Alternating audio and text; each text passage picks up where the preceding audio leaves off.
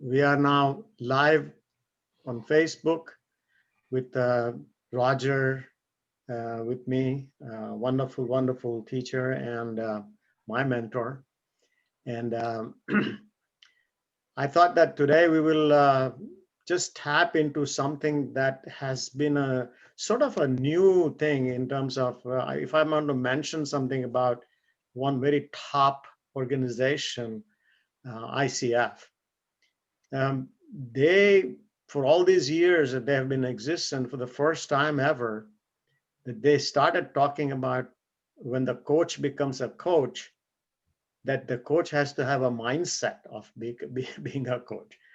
All the time, as long as I can remember that I've been a coach, International Association for Coaching, International Coaching Federation, they still have coaching skills which did not involve coach's mindset. How does the coach approach into a given session, and what does the coach really need in terms of his or her preparation of the mind or what have you?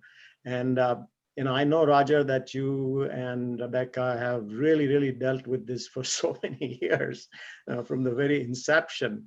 So it will be very wonderful to hear from you, your viewpoint about this.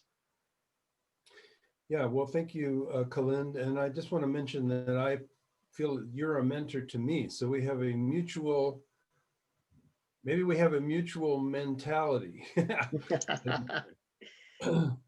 So yeah, on mindsets for coaching, it's so, from my perspective, and I hope we'll discuss this a little bit, um, it's so compelling to experience just even the idea that a person who's, we all aspire, so a person who aspires and then who enters into a relationship with a coach is going to have an experience, an opportunity to be invited to their highest self. And so, you know, we learn from our parents that authority figures tell people what to do. We learn from school that authority figures tell us what to do. In the Army, we learn that in sports, we learn that in band practice, we learn that just everywhere in our whole lives. We've been exposed constantly to the concept that there are people who are going to tell us what to do. And yet, by the Declaration of Independence, we have this whole idea of self-determinism and the unalienable rights of health and happiness and so forth. And so the difference between being told what you should do by people who supposedly know what they're talking about and being invited to to define ourselves, to determine our own path to the future. It's just as a concept that is so incredibly empowering and exciting. And so when people come to a coach, often think that they're going to get guidance on what to do. And it's kind of a surprise that the coach isn't telling, you know, I want to be able to lose weight, tell me what to do. I want to be able to make more money, tell me what to do.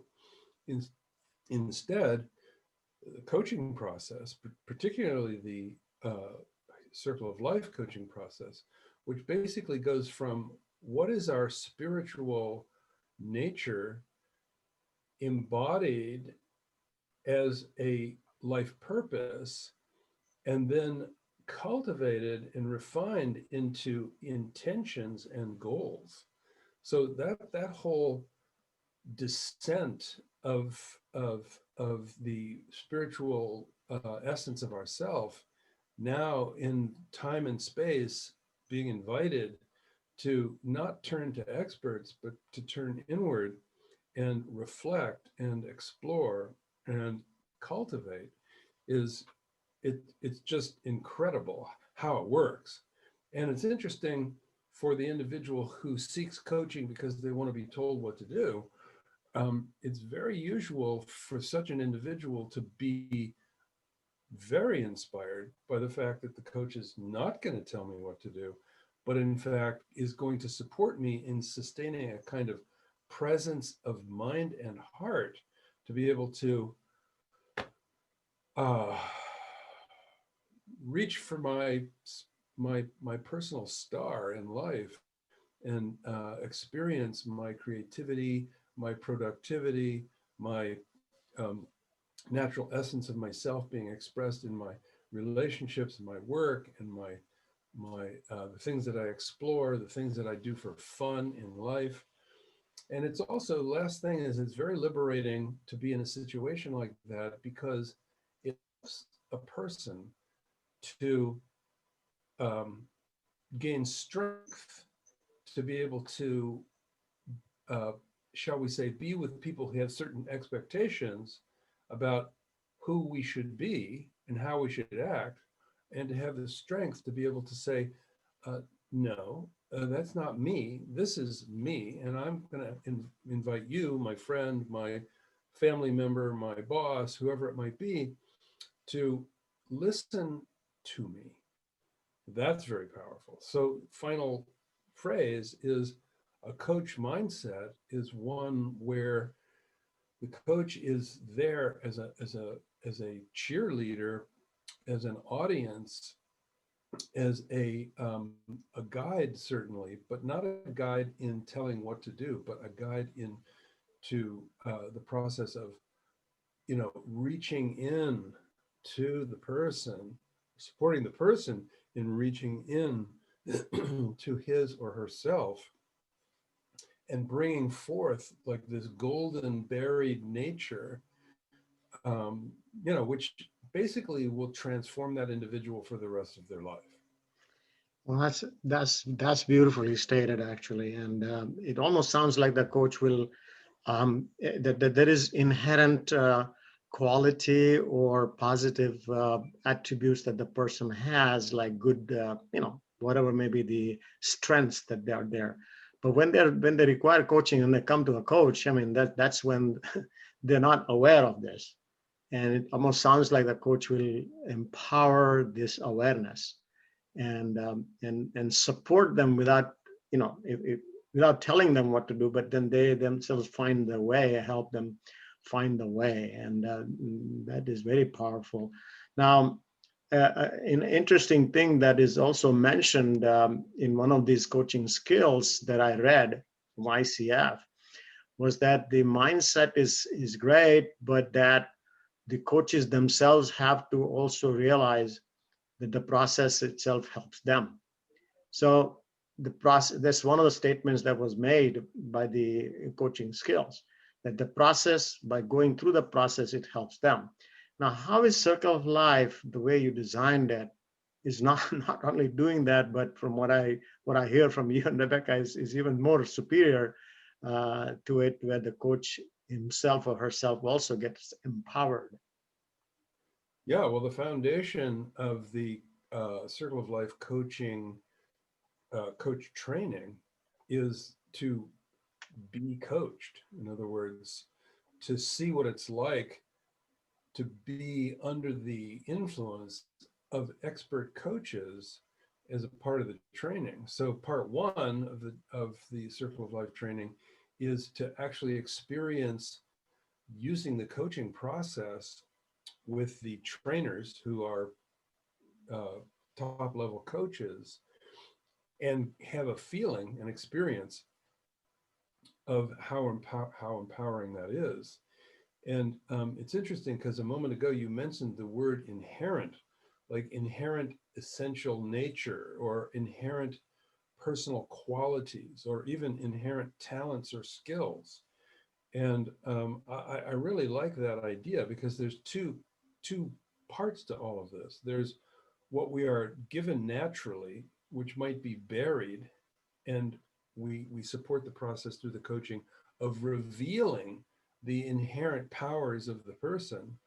And then there's the other part, which is the cultivation of areas that feel worthy but are not natural strengths for the person.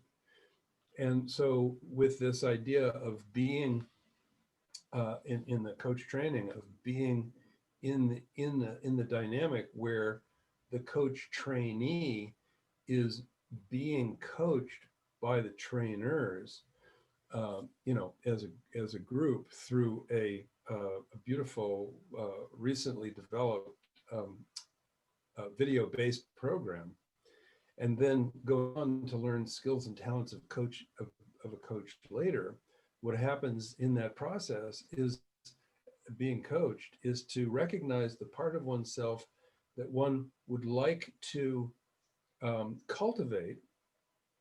That's the aspects of ourself that we don't have natural talent in, and to bring our naturally inherent skills and talents to the process. So the essential foundational idea of the circle of life is to consider yourself deeply in a context where um, there's no guideline that says, well, this is what you should be doing in your life, but instead the guideline is, can you believe in the relevance of your own self experience so thoroughly that you can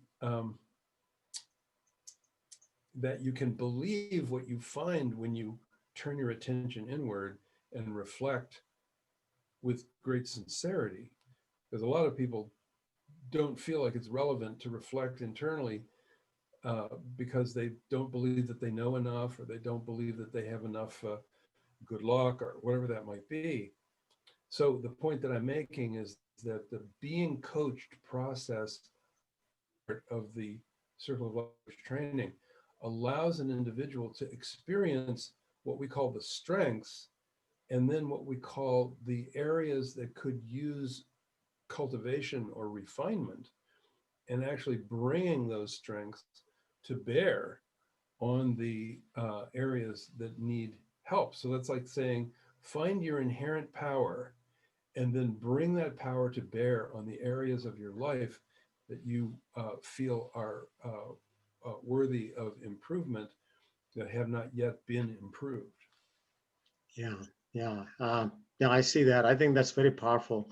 One of the interesting things that happened to me when I got first exposed to this circle of life process, as you probably you know it, but just for the audience, anybody who's listening to this, uh, to let you know that I already had traveled through like 3 or 4 different institutions in coaching before I arrived at Roger, and that happened to be my final stop. And why? Because what happened here was I saw a different circle. I saw a circle with a center in it, which in just cursory examination, many people miss the self part of it. They just see a lot of these radii going into 10 different, 12 different directions, and they get into finance. Oh yeah, this is finance. Yeah. Oh, relationship. Yes, I think I need this. But they do not go to the center of it. Not many people even notice that. And I noticed it only when I took training from you, Roger. And so, can you just share with people how special that is, and Sure. how does it help? Yeah, when Rebecca McLean and myself were developing Circle of Life in our integrative medicine clinic back in the 1980s, what we what we were experiencing was that people come to doctors with a high level of expectation about the fact that they've lost their health and that somebody should fix them.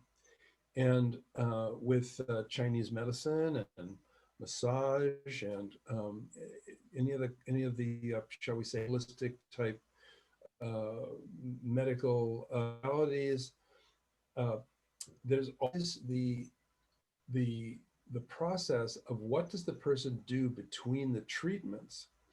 And what we found was that most people weren't doing anything between the treatments that had to do with enhancing their health. They were just doing what they usually do and expected that the treatments themselves were going to make it all perfect or better.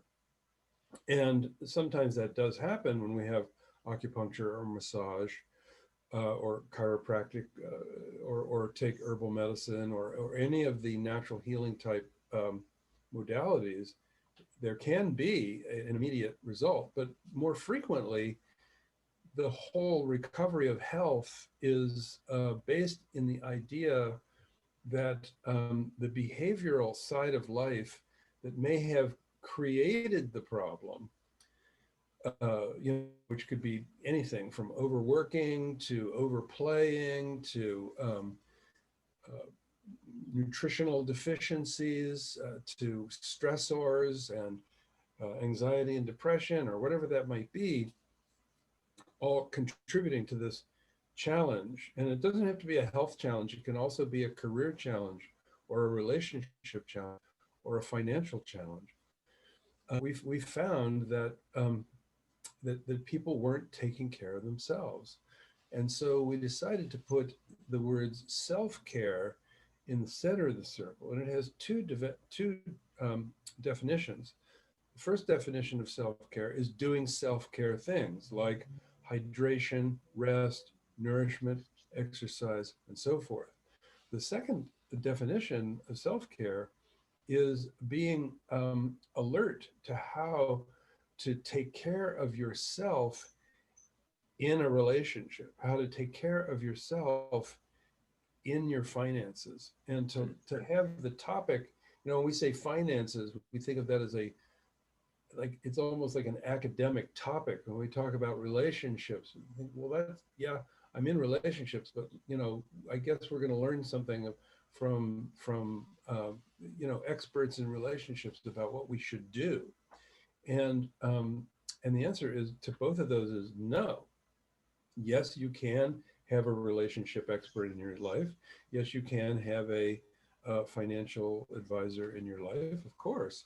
But the point is to be able to establish the idea, which is an ideal, meaning that it's a wonderful ideal, that in every aspect of my life, it's foundationally about taking care of myself, so that I can revere myself, where I can respect myself, where I can learn, for instance, to communicate in such a way that expresses that I respect myself as well as what anybody else might be thinking or saying. So this concept of self-care is, it might be like the most important kind of general idea that exists for human beings. Because how can you take care of someone else unless you're taking care of yourself? How can you take care of your family and earn a living and without burning yourself out and ending up being sick without taking care of yourself? And so we became frustrated with all these clients and patients in the clinical, in the integrative medicine type clinic, and we decided we would develop a program that would help people to figure out how to find their way to taking care of themselves between their treatments. And as we developed this program, we realized that it's not enough to just have a bunch of information about how much water to drink in a day and what kind of diet you should be on, and how to be able to manage yourself in your workplace. But it was this beautiful opportunity to recognize how you get a person to become motivated. And that motivation comes from our inherent essential nature, which is a spiritual question. It's not a lifestyle question, it's a spiritual question. So the Circle of Life ended up being a methodology for recognizing the essential essence of oneself, and then letting everything grow from there in a context where self-care is the fundamental. Yeah, yeah. You know what, Roger? As you're talking about it, I'm recognizing something I want to share with the audience here. Is that it's fascinating that you were able to break it down into what are you doing daily. And that I do remember that very clearly. I think this was a fantastic thing because, like you're saying, motivation or ability to do something, energy levels vary from morning till evening. And when I get up in the morning, sometimes I feel very good about everything that I'm going to achieve, or I'm gung ho and everything. But then the life hits me. Now, what do I do? And so you and Rebecca provided a very beautiful, and that's all included in the phase one. As anybody who travels through phase one videos will recognize that there are simple practices that you taught me. And these practices are a minute, 2 minutes, 10 minutes, and this 1 minute difference, 1 minute, 2 minute makes such an impact in what I'm going to do next, or my whole, mental, emotional, physical, spiritual, environmental, all these factors that you're mentioning, that you taught us to say, well, hey, you just address that. If I'm not comfortable in my own chair and I need a little cushion, that little adjustment Yes. is all needed so that I can do work longer or whatever. Just as an example, same thing with if I'm hungry. I know very well in my family, it's very true that, people, I wouldn't be very open, but people do start throwing temper tantrums. And I realize that the glucose level is low. They're hungry. So we sit down on a food, or sit down on eating something, snack or something, and all of a sudden, the whole thing gets solved. So these Yeah. look these things look very simple and straightforward, but they are absolutely forgotten. Yeah, that is such a great insight. And we talk about brief things that we can catch. Remember, we've got one that's called the 10-second method, which is Right? just simply Uh-huh. take one deep breath. Right. And it's interesting how hard it is when we're really, just hysterical or nearly hysterical or even mildly hysterical, to be able to just take the time, even though it's 10 seconds, Yeah. just 10 seconds, to shift the internal environment with one, or once you do one deep breath, we should all just do it. Take a deep breath in. How long does it take? About 5 seconds. Then breathe out slowly. Maybe 7 or 8 seconds. So now we're at somewhere between 10 and 13 seconds. Once we figure out that we can do something for ourselves in 13 seconds, we might even say, well, I could do that again. And that's only up to 30 seconds. Yeah, sure.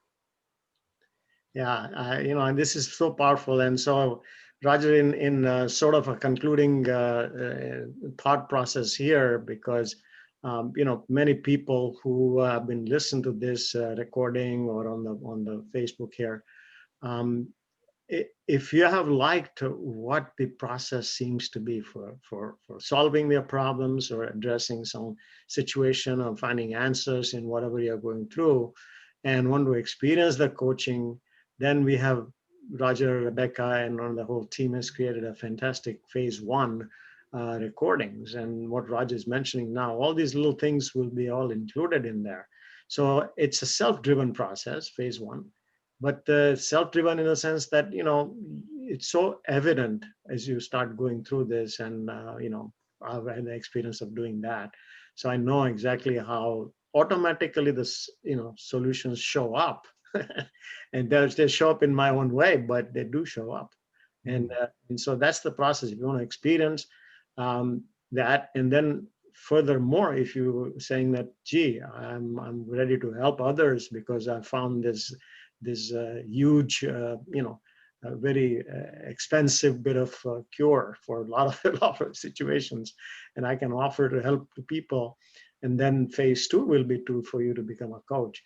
So if you're interested in any of this, please do look up, colci.org, and there's lots of stuff on that. We'll be posting the link also on our Facebook page, and so on we go. So we welcome you all to check these out and get the wisdom of ages, that decades of wisdom, I would say, that Roger and Rebecca have really crystallized into this whole process. So with Thank that, you have anything else to add, Roger? Well, just I wish everybody many blessings, and the world needs thousands, maybe even millions of people who can help others to find their next thing. You know, the complex circumstances in almost uh, everybody's life at some point, and these days it seems kind of complex for everyone right now. So becoming a coach is like a service to humanity, and it can be a career as well. Look forward to connecting again, Kalind, and with everyone. Thank you so much. I wish you well. Thank you, Roger. And with that, I acknowledge Mahesh Shah. He liked it, and Mahesh, you're welcome to check out the link. And obviously, there's much more discovery that is waiting out there for everyone there. So thank you, Roger. I appreciate your presence today. We'll see you again.